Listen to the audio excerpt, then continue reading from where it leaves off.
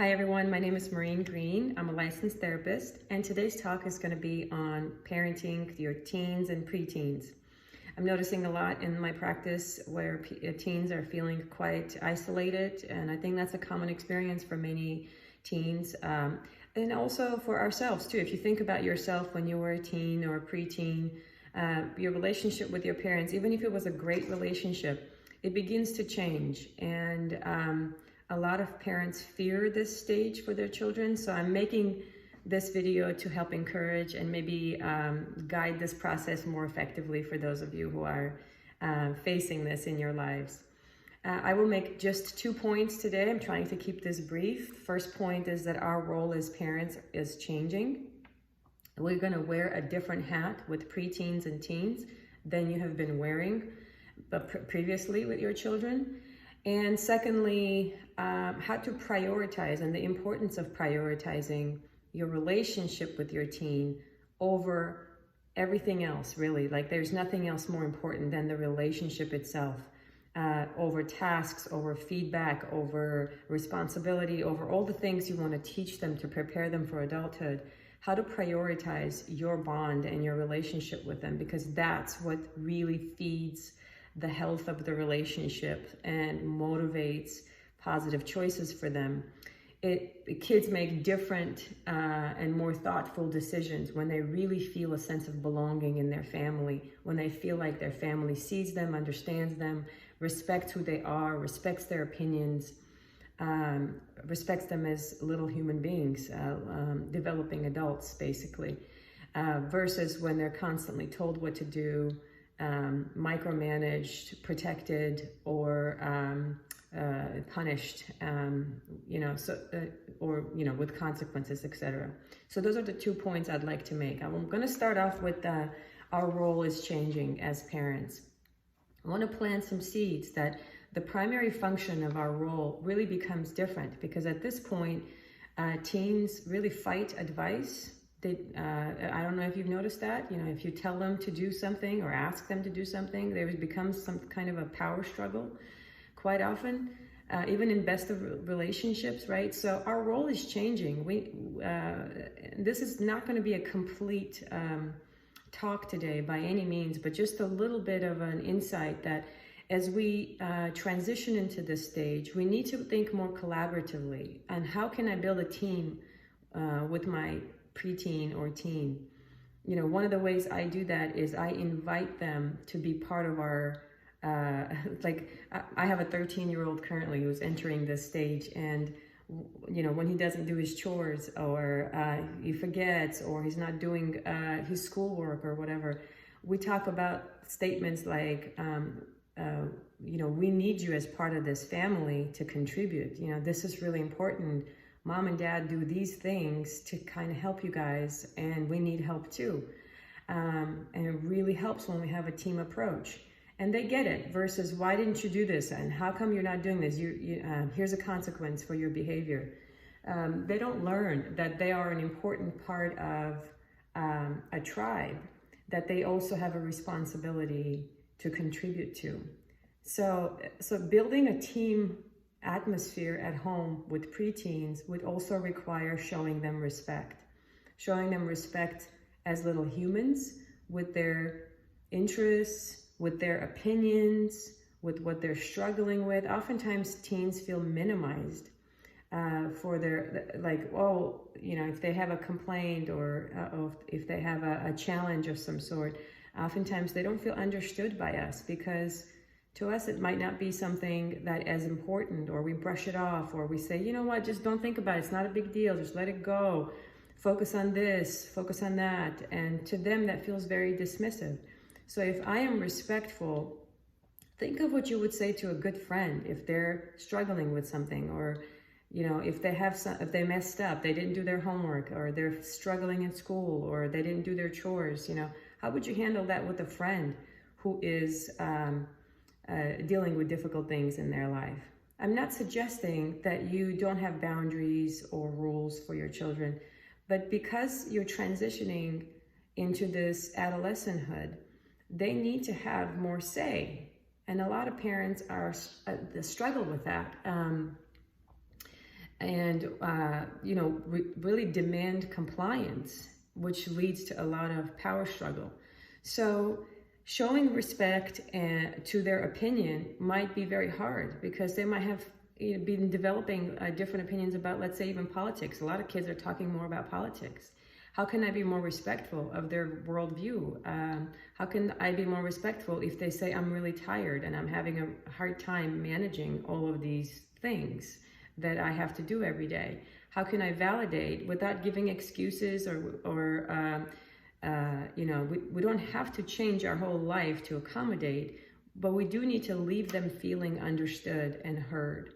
So statements like, I get it. This is a really hard time for you in your life. You got a lot on your plate. A lot's going on. How can I help you be a better teammate to this family, so we can also give and take? You can help me in this way and I can help you in that way. How can we problem solve together? That's what I mean by building a team and showing respect. We come up with solutions together. We honor their struggle. We honor their opinion, even if we don't agree with it. We get them to think critically. We ask questions, what do you think will happen if this happens? Instead of giving them the answers and demanding that they comply with our rules. It doesn't build independent thinkers. By the time they're out of our house, depending on the household, whether it was very sort of bossy and authoritarian or very laissez-faire and kind of do as you wish, they're not really prepared, for healthy relationships. Some kids might do very well in school still because of the rigidity or structure they had growing up, but they will struggle quite a bit in relationships. And that's what builds joy and connection. Successful people struggle with that too. I work with a lot of physicians and CEOs who, on the outside have the perfect life, but they don't have healthy, solid relationship skills, and their marriages are suffering, right? So let's help our children prepare for that. Validate their experience is something that we don't do enough of. So I want you to think about them presenting, like, even if it's little fights between siblings, right? Oftentimes when my two are having an issue with one another, it's really hard for me to bite my tongue and just listen to their venting, and allow them to have an experience of being heard by me. And not saying, well, the only reason why this happened is because you did this. And if you didn't do this, then, you need to go apologize. Before all of that, before we can get to problem solving, can I just really hear what you're saying? Can I reflect back what you're saying? Just like you would with a good friend. It sounds like you're really frustrated with your brother right now. It sounds like he really hurt your feelings when you did that. And so that's why, you did behavior X as a kind of like revenge, huh? You were really angry with him, it sounds like. Is that what's going on? Yes. It sounds like you really feel like it's not fair to you that you have to do all these chores and on top of everything else. Like you feel like you're just kind of overworked. That's what I'm hearing you say. Is that what you're saying? Even though I still can say at the end of that conversation, and buddy, listen, I really need your support. Mommy works, daddy works. We are struggling also. So these three things I know are really hard to do. Do you think you can chip in? You think you can help us with our struggle? And then here's what we can do for your struggle. It becomes this like, okay, I feel understood. I feel heard. Now I do want to please my parents. Now I do want to give them what they're asking me, instead of you never get it, you don't understand, and this ongoing pattern of you're not listening, you don't hear me, you don't get it, which leads to shutdown, avoidance. Kids stop sharing with their parents what's going on, what they're feeling, what's going on in their life. So that's the first point that I wanted to make. I hope that this makes sense. Building a team, showing respect to them as little humans, to their opinions, to their struggle, and really validating their experience before getting into problem solving as a team. Second piece is on choosing to invest into the relationship over anything else. And those things could be like tasks and teaching lessons and about life and consequences, Anything that you can think of is not more important than your bond and connection with your child. The bond and the connection really helps kids feel a sense of belonging, and the rest they actually can figure out on their own. But if they don't have that sense of belonging and connection. They struggle with anxiety, they struggle with relationships, they struggle with managing, who they are in the world, because they don't feel a sense of belonging anywhere. I want to pose a question to you. Think about this. You are the adult in the relationship. Can you do what you're asking your child to do? If your child is raising their voice, are you able to speak without raising your voice when you're frustrated? If your child is not able to see your point of view, are you able to see your child's point of view when you disagree? So whatever you want your child to do, ask yourself, am I able to do that with him or her or with other people in my life? Do I model that for them in my relationship? Because if I don't, then they're really going to feel like you're a hypocrite. You ask them to behave in X, Y, and Z way, but you can't do it yourself. So that's the first proportion of really kind of choosing the relationship, thinking critically yourself, like, am I giving them what I am asking of them? And do I choose to, inquire about their day and how they're feeling and honor what they say over, we got all these things that we got to do. We got to finish this. We got to go here. We got to, we don't have time for your emotional outburst or sadness or whatever frustration you've got going on. So that's one. And the second part to this is that choosing to invest in the relationship is, can you allow them to learn from their own mistakes? I think that's one of the hardest things. And I think for me, as I have a couple of adult children now, I'm much better at it this go around. But that was really hard because I knew what would come of their choices. And I wanted to curve that and prevent that and let them learn that this is not going to get you in the right direction. But as the more I tried to do that, the more controlling I felt, and they felt and experienced me as more, you don't get it. You just want to tell me what to do. You want to prevent me from doing these things. So the hardest part, I think, is for parents is to watch someone we really love, to make choices we don't agree with, and then to allow it. And I'm not talking about things that are safety related, obviously, like drugs and alcohol and things like that. I'm talking about just like the kind of choices that they want to make and we want to curve around school or homework or not doing well, at school, or making bad decisions with friends or choosing friends we don't agree with, etc. Can you allow them to learn the hard way by even failing?